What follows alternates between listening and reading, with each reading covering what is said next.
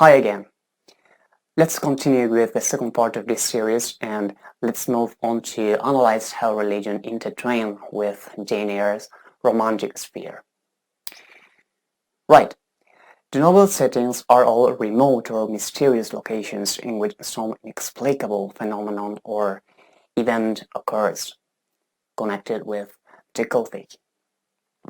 The incidence of the religious is less at the beginning of the work, but in Gateshead, we have, for example, the episode of the Red Room, whose element in more direct relation with religion is the ghost of the Uncle Reed Jane thinks has seen.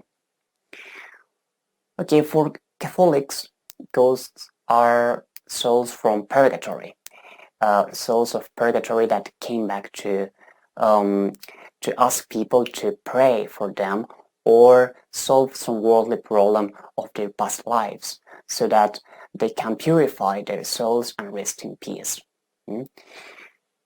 So a possible interpretation of the Red Room could be that it's a sort of purgatory where the ghost of Jane's uncle appears and where Jane has to cleanse herself of her childhood emotions before entering the adult Victorian society, which censured women for showing emotions, for showing passion. However, this interpretation perhaps can be hardly defended because Protestants denied the existence of purgatory. For Protestants, ghosts come either from heaven or hell. So the Red Room could represent Jane's isolation and the unfairness she suffers at Gateshead. And we could say that Uncle Reed's ghost would come to right that injustice, although Jane wants to escape from the room because she fears the unknown. Okay. Then the Moors, on the other hand, are a setting loaded, full of strong religious connotations. It's a lonely and cold place, strongly reminiscent of the Gothic, and we can draw parallels between Jane's journey through the moors and the Passion of Christ, or his fasting, his wandering in the desert. Jane, as the main character, suffers the consequences of being faithful to her faith, of being faithful to her faith, loyal to her faith, sorry. Yes, she stays loyal to her faith and suffers as a result. So Jane wanders through the countryside for 3 days, survives starvation, and becomes spiritually strengthened, stronger. That if there's a setting in which the romantic load is concentrated, that is Thornfield. Bertha Mason is locked up in the attic of this manor house and is probably the most relevant Gothic element, as she's Rochester's first woman. Bertha Mason is connected with to marriage, and marriage in Christianism is indissoluble since divorce doesn't exist. So because Rochester was still married to Bertha when he proposed to Jane, he would have been in an adulterous relationship with Jane if they had married.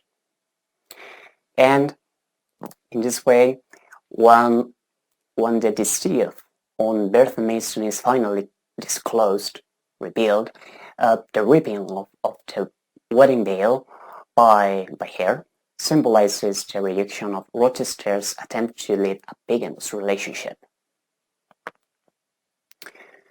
Merit is, equally central to Rochester's character.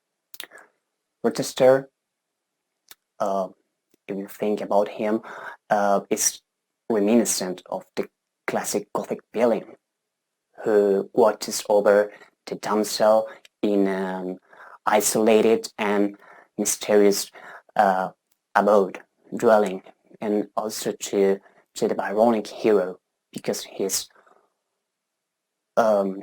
obstinate, he's proud, and he's symbolically marked by his marriage to Bertha.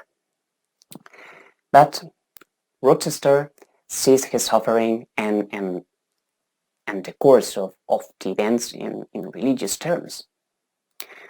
For example, when Bertha Mason's brother interrupts his wedding to Jane and Rochester's secret is revealed, he interprets this fact as a providence that has thwarted his plans. And at the wedding, when he has no choice but to admit that, what he's done, he says, "Fate has outmaneuvered me, or Providence has taken me, perhaps the last. I am little better than a devil at this moment, and as my pastor there would tell me, deserve no doubt the sternest judgments of God, even to the quenchless fire and deathless worm." Yes, the quenchless fire and the deathless worm. With these words, Rochester alludes to the spiritual torture announced by the prophet Isaiah in the Old Testament, the fire that never goes out inside one's conscience and the worm that doesn't die and torments the sinner conscience. And in this other quote, Jane and Rochester, yes, it is this one. Jane and Rochester talk when she thinks that Rochester is going to marry Blanche Ingram, and long story short, he asks her if she doesn't think that a man who has made a mistake has a chance, an opportunity to redeem himself and start over. Okay, and Jane here still believes that he seeks that comfort in marriage to Miss Ingram. "Sir," I answered, "a wondrous repose or sinner's reformation should never depend on a fellow creature. Men and women die, philosophers falter in wisdom, and Christians in goodness. If anyone you know has suffered and erred, let him look higher than his equals for strength to amend and solace to heal." And now Rochester hints that he's found an instrument to his cure. But the instrument, God, who does the work, orders the instrument. I have myself, I tell it you without parable, been a worldly, dissipated, restless man, and I believe I have found the instrument for my cure in... And at the end, he's suddenly silent, because that instrument is actually, as you know, his marriage to Jane, to Blanche Ingram. Yes, and finally, in Thornfield, Jane seems to play the virginal down woman Rochester wants to take as his wife, right? But above all, she's the one who makes Rochester change.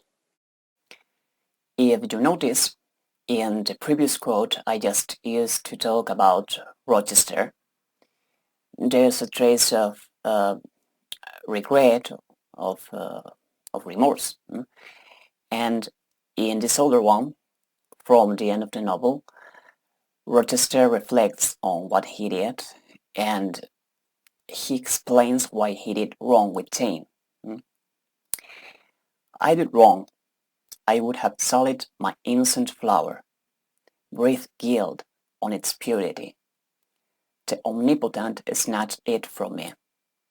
I, in my stiff-necked rebellion, almost cursed the dispensation.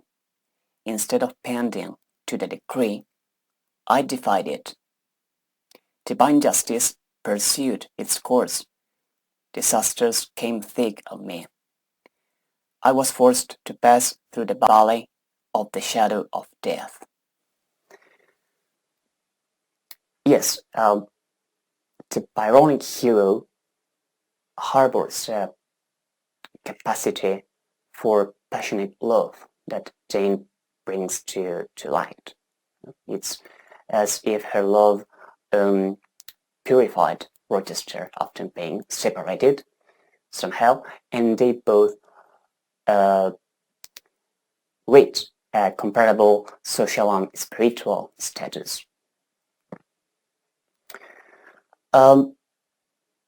Yes, as Tiner achieves a happy ending through the equal marriage of Rochester and Jane,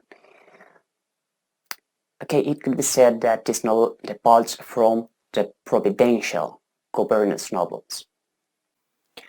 The governess novel deals with a real problem of Victorian society, which was called the displaced governess. Governesses were often mocked. You know, they were often satirized due to their supposed lack of life experience. And in the governess novel, the heroine usually marries a wealthy man. But some of these novels include a providential component. They conceive the governess career as providential. So the governess ends up marrying a clergyman. And in this way, the governess achieves an ideal spiritual goal. Okay?